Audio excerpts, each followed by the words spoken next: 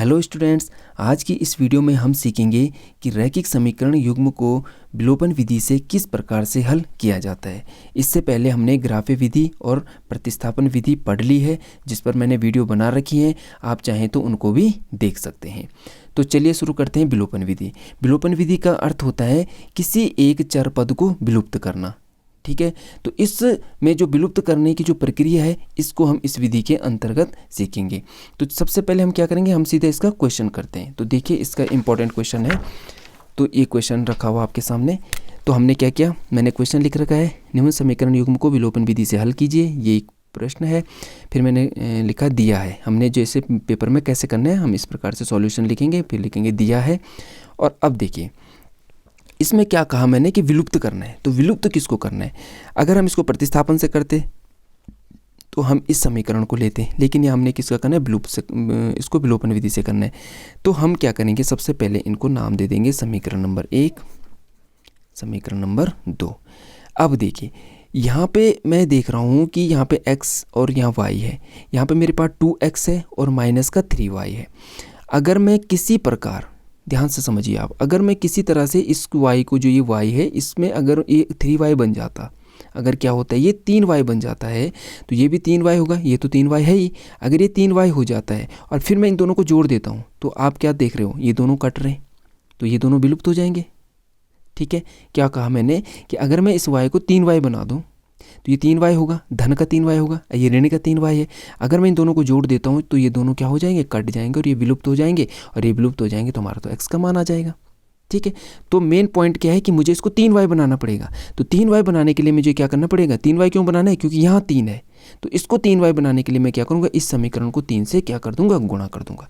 तो देखिए, मैं करूँगा समीकरण 1 को 3 से गुणा करने पर, तो देखिए ये हो जाएगा 3x प्लस 3y और बराबर 3 पंजे 15। ये हमारी बन गई समीकरण नंबर 3। अब हम क्या करेंगे, समीकरण 3 में से समीकरण 2 को सीधे जोड़ देंगे। घटाना तो है नहीं इसमें, क्या कर देंगे, समीकरण 3 एवं समीकरण 2 को जोड़ने पर, इनको क्या कर देंगे, हम जोड़ देंगे। तो किस प्रकार से जोड़ना है, देखिए, तो इस प्रकार क्या करेंगे, हम समीकरण 3 और 2 को जोड़ेंगे। तो देखिए मैंने किस प्रकार से जोड़ा है। मैंने क्या किया, जो बायां पक्ष है उसको बाएं तरफ लिखा, जो दायां पक्ष है उसको दाईं तरफ लिखा है। देखिए बाएं पक्ष में क्या है, 2x minus 3y plus 3x plus 3y। ठीक है, और बराबर में है 4 धन 15, 4 धन 15। तो इसमें देखिए, क्योंकि हम जोड़ रहे हैं तो इसमें माइनस का इश्यू नहीं है ज़्यादा, तो इस प्रकार हम ब्रैकेट हटा सकते हैं, कोई फ़र्क नहीं पड़ रहा है। अब देखिए यहाँ जो क्या हो रहा है, माइनस के जो 3y है, माइनस के 3y से प्लस का 3y कट रहा है, और 3x और 2x कितना हो रहा है, ये मिलके 5x, और बराबर यहाँ क्या हो गया, 15 4 19 हो रहा है। अब देखिए 5 और x के बीच जो रिलेशन है वो क्या है, मल्टीप्लाई का है, तो उधर जाके क्या हो जाएगा, डिवाइड हो जाएगा। तो इस प्रकार हमारा जो x का मान होगा वो क्या आ जाएगा, 19/5। यहाँ पे आपका एक क्वेश्चन होना चाहिए, आप यहाँ पे एक क्वेश्चन कर सकते हैं कि आपने जोड़ा क्यों, आपने घटाया क्यों नहीं। यहाँ पे ये चीज़ आपने ध्यान रखनी है कि अगर देखिए, जब ये समान चिन्ह है, मुझे जिसको विलुप्त करना था मैंने इसको पकड़ा, मैंने y को टारगेट किया था विलुप्त करने के लिए। तो मैंने देखा कि ये अगर मैं इसको 3 करता हूँ, ये प्लस का है, ये माइनस का है, तो अगर ये जोड़ देंगे हम तो ऑटोमेटिक कट जाएंगे। बोल तो हम जोड़ने के लिए रहे हैं, लेकिन देखिए अगर हम जोड़ रहे हैं तो ये दोनों क्या है, कट रहे हैं। अगर बल्कि हम इसको घटाते, अगर हम इसको क्या करते, घटाते, तो देखिए ये भी ऋण का हो जाता, ये भी ऋण का हो जाता, तो 3y भी ऋण का, ये 3y भी ऋण का, ये कटते नहीं बल्कि ये जुड़ जाते, क्योंकि हमें पता है समान चिन्ह क्या हो जाता है, जुड़ जाते हैं। हाँ, अगर हम क्या करते, अगर मैं इसको टारगेट करता, मैं सोचता कि मैं x को विलुप्त करता हूँ, तो मैं क्या करता, फिर यहाँ 2 इस x को 2x बनाता। तो जब मैं इसको 2x बनाता तो ये भी 2x, ये भी 2x, अब ये धनात्मक था, तो तब हम इसको क्या करते, घटा देते। क्लियर है, तो ये 2x धनात्मक होता है, ये भी धनात्मक, तो तब हम घटा देते तो ये घट जाते। तो जब हमारे पास ऑलरेडी विपरीत चिन्ह है तो उनको जोड़ना चाहिए, और अगर हमारे पास समान चिन्ह है तब हमें उनको घटाना चाहिए। तो इस प्रकार से हमारा x का मान आ गया है। अब हम x का मान किसी भी समीकरण में रख दो, समीकरण 1 छोटी है तो उसी में रख देते हैं। तो हम क्या करेंगे, x का मान समीकरण 1 में, x का मान समीकरण एक में रखने पर, समीकरण 1 में क्या करेंगे हम इसका मान रखेंगे। तो देखिए x की जगह कितना आ जाएगा 19/5 plus y is equal to कितना हो जाएगा 5। ठीक है, तो y यहीं रहेगा। अब ये 5 यहीं है, जो 19/5 है, यहाँ इस पे कौन सा चिन्ह है, धन का चिन्ह, तो उधर आके क्या हो जाएगा ऋण का हो जाएगा, तो ये हो जाएगा 19/5। तो ठीक है, तो y बराबर देखिए 5 में से कितना हो जाएगा, चलो इस तरह से करिए आप, है ना। तो 5 ही कम 5, 5 बजे कितना हो जाएगा 25 और 19 से कम कितना हो जाएगा 19। तो इस प्रकार से जो y का मान होगा कितना हो जाएगा 6/1906 6/5। तो ये आ गया हमारा y का मान आ गया 6/5 और x का मान क्या है 19/5। तो देखिए ये जो है ये प्रतिस्थापन से भी आसान है। चलो इसके एक दूसरा क्वेश्चन करते हैं। तो ये है क्वेश्चन नंबर 2। इस प्रकार का क्वेश्चन है, इसको भी हम क्या करेंगे विलोपन विधि से इसको हल करना सीखते हैं। तो देखिए सबसे पहले हम क्या करेंगे, समीकरण को सरल करेंगे। तो इस समीकरण को सरल करने के लिए हमें इसके जो ये भिन्न में हैं, जो बटे में कोई चिन्ह है, उनको हटाना है। तो क्या करेंगे, वही हम जो हमने पिछले क्वेश्चन में किया था।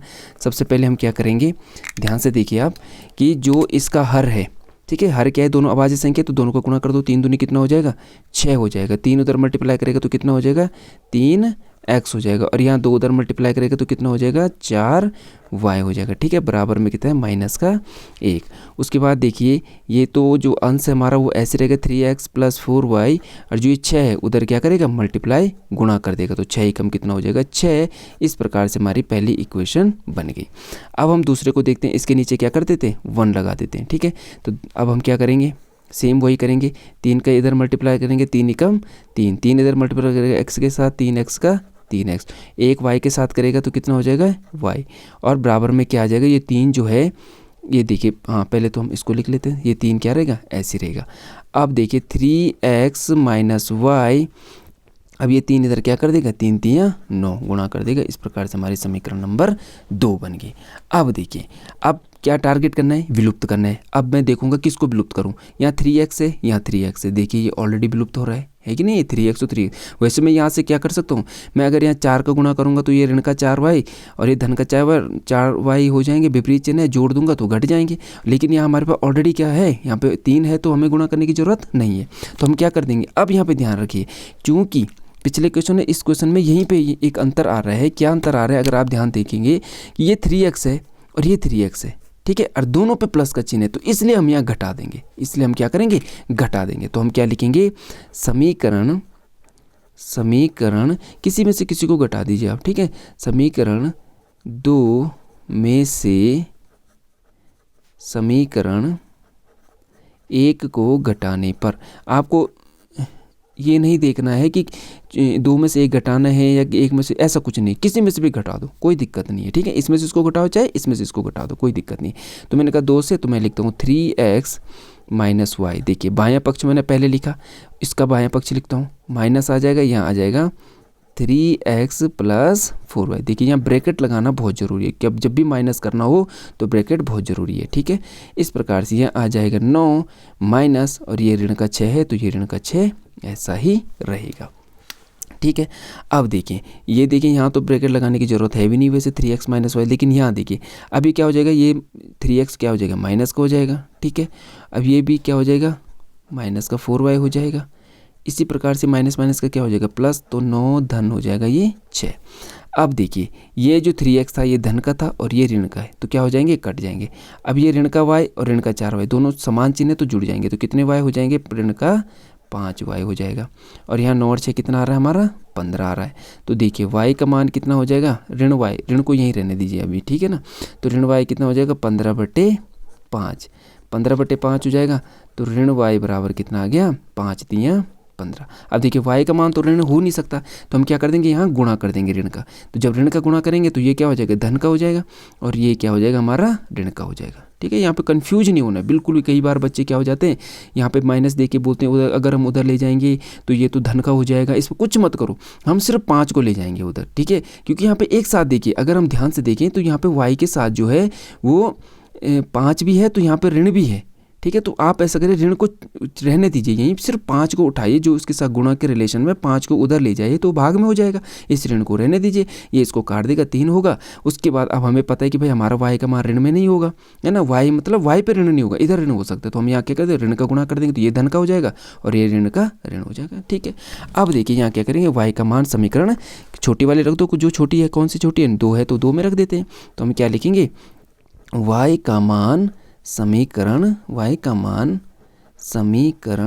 2 में रखने पर, तो देखिए रखते हैं समीकरण 2 में y का मान, तो ये आ जाएगा, देखिए 3x ऐसे रहेगा माइनस और y की जगह -3, देखिए यहाँ माइनस यहाँ से आया ये, और जो ये y का मान ऋण थी तो ऋण 3 हमने रख दिया, तो बराबर में 9 आ जाएगा।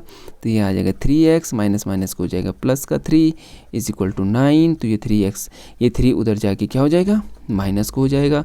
तो 3x = 9, 9 में से 3 गया कितना बचेगा, 6। तो यहाँ से x का मान आ गया 6/3, और इस प्रकार से हमारा x का मान कितना आ गया, 2। और यही हमारा क्या है आंसर, x का मान 2 आ गया, y का मान क्या है -3, और यही हमारे क्या है आंसर है। ठीक है। चलिए एक और क्वेश्चन देखते हैं। तो चलिए अब इसका करते हैं तीसरा क्वेश्चन। ये जो तीसरा क्वेश्चन है इसको मैंने जानबूझ के यहाँ पे रखा है, क्यों रखा है इसको हम लास्ट में समझेंगे। तो देखिए इसको विलोपन विधि से हल करना है। ठीक है, ये हम इसको मानते हैं समीकरण नंबर 1 है, ये समीकरण नंबर 2 है। तो हम कौन से समीकरण देखेंगे, हम चाहते हैं कि ये x है, इसको हम हटा देते हैं। तो अगर मैं यहाँ 2 का गुणा करता हूँ तो ये 4x, तो इसको क्या हो जाएगा, ये माइनस हो जाएगा। तो देखिए क्या करेंगे, हम क्या करेंगे, समीकरण 1 को कितने का गुणा करना पड़ेगा, 4x बनाने के लिए इसको 2 का गुणा करना पड़ेगा। तो क्या करेंगे, 2 का गुणा करने पर, ठीक है, तो हम इसमें क्या करते हैं, 2 का गुणा करने पर तो करते हैं, तो ये हो जाएगा 2 दूनी 4x हो जाएगा प्लस 2 तियाँ 6y हो जाएगा बराबर 2 अठे 16, ये हो जाएगी हमारी समीकरण नंबर 3। अब हम क्या करेंगे, जो समीकरण हमारी 3 है उसमें से घटा देंगे समीकरण किसको, 2 को। ठीक है, तो समीकरण पहले इसको लिख लेते हैं 4x प्लस 6y, ठीक है, माइनस अब इसको लिखते हैं ये वाले समीकरण 4x प्लस 6y बराबर में आ जाएगा हमारा 3 - 2, चलो कोई दिक्कत नहीं है, हाँ नहीं इसको लिखा ये बराबर हो जाएगा 16 - 7। अब यहाँ ध्यान से देखिए आप, ये देखिए 4x प्लस 6y, ये माइनस अंदर जाएगा तो 4x और ये प्लस माइनस का माइनस 6y, और ये हो जाएगा 16 में से 7 की कितना बचेगा, 9। देखिए 4x से 4x कट रहा है और 6y से 6y कट रहा है, ये हमारा क्या आ रहा है, 0 आ रहा है, अर्थात इसका कोई हल नहीं है। ठीक है, तो ये गलती ना हो, इसके लिए बच्चों आपको क्या करना है, आप समझ गए होंगे हुआ क्या यहाँ पे जो क्वेश्चन है उसका हल ही नहीं आ रहा है। क्यों नहीं आ रहा है, क्योंकि हमने क्या गलती कर दी, हमको इसको चेक करना चाहिए था। मैं आपको एक्चुअल में इस क्वेश्चन के जरिए आपको एक सलाह देना चाह रहा था कि हमेशा क्या करिए, एक बार उसको ना चेक कर दीजिए, रफ पे जाइए, चाहे आप 2 मिनट का काम है, आप तुरंत उसको रफ में ले जाइए क्वेश्चन को, उसको चेक कर दीजिए उसका हल है भी या नहीं है। जैसे इसको हम हल करते तो जैसे मैं इसको देखता तो 2/4 आता, देखिए a1/a2 क्या आता, 2/4 आता कि नहीं आता, 2/4, तो ये कितना होता है 1/2।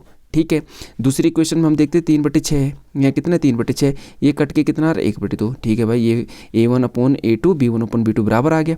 और तीसरा में जब इसको 8 को उधर ले जाता हूँ तो ये माइनस का 8 होता है, 7 उधर जाके क्या होता है माइनस का होता है, माइनस से माइनस कट के कोई कर तो ये कितना आ रहा है 8/7 आ रहा है। तो यहाँ आप देख रहे होंगे कि a1/a2 और b1/b2 तो बराबर है, लेकिन c1/c2 बराबर नहीं है। और ऐसी जब कंडीशन होती है तो तब कैसी कंडीशन होती है, समांतर की होती है, और समांतर में तो कोई हल होता ही नहीं है। तो अगर हम इसको कर दें, एक रफ पे अगर थोड़ा सा ये काम कर दे तो हमें इतनी मेहनत करने की ज़रूरत नहीं है, हमारा टाइम बच सकता है। बहुत बार क्वेश्चन पूछा जाता है, बहुत बार ऐसा होता है कि हमसे बड़े से बड़ा क्वेश्चन पूछा जाता है, चाहे बज्रगुणन विधि हो चाहे ये हो, हम उसको इतनी मेहनत करते हैं और बाद में देखते हैं कि उसका कोई हल ही नहीं आ रहा। तो हम सबसे पहले इसको निकाल दें, तो उसमें निकाल के हम तुरंत बोल सकते हैं कि ये समांतर है, अतः इनका कोई हल नहीं है, तो इसको करने की ज़रूरत ही नहीं होगी। ठीक है, तो इसलिए मैंने ये क्वेश्चन आप लोगों के सामने रखा। तो मुझे उम्मीद है कि आपको समझ में आया होगा। तो आपको क्या करना है, जब भी हमें 2 चर वाले रैखिक समीकरण हल करने के लिए आए, चाहे वो किसी भी विधि से आए हो, पहले उनको एक बार रफ पे चेक जरूर कर लें कि उनका हल है भी या नहीं है। हाँ, और दूसरी बात ये भी कि उनको हल तभी करना है जब वो प्रतिच्छेदी हो, अर्थात जब a1/a2 और b1/b2 बराबर नहीं है, इसी कंडीशन में उनको हल करना है। अगर वो समांतर हैं या वो संपाती हैं या वो संपाती है, तब भी हम उनको हल नहीं करेंगे। क्यों करेंगे हम उनको हल, क्योंकि वो एक ही रेखा होगी, क्योंकि वो एक ही रेखा होगी। देखिए अगर इस प्रकार का अगर क्वेश्चन आता है तो हम उसको भी हल करेंगे, क्योंकि वो एक ही रेखा होगी, तो उसको भी हल करने की ज़रूरत नहीं है। तो फिलहाल आप एक चीज़ माइंड में बिठा के रखिए कि हमें वही क्वेश्चन हल करना है जिसमें a1/a2 और b1/b2 बराबर ना हो, बस। मतलब प्रतिच्छेदी रेखाओं को ही हल करेंगे, क्योंकि उनका जो हल होता है वो क्या होता है, अद्वितीय हल होता है। तो ठीक है, मुझे उम्मीद है कि आप लोगों को वीडियो पसंद आई होगी, और अगर आपको वीडियो पसंद आई है तो लाइक, शेयर और सब्सक्राइब जरूर कीजिएगा, ठीक है। और अगर आपको कोई प्रॉब्लम है तो आप कमेंट बॉक्स में लिख सकते हैं। तो मिलते हैं नेक्स्ट वीडियो में, तब तक के लिए धन्यवाद।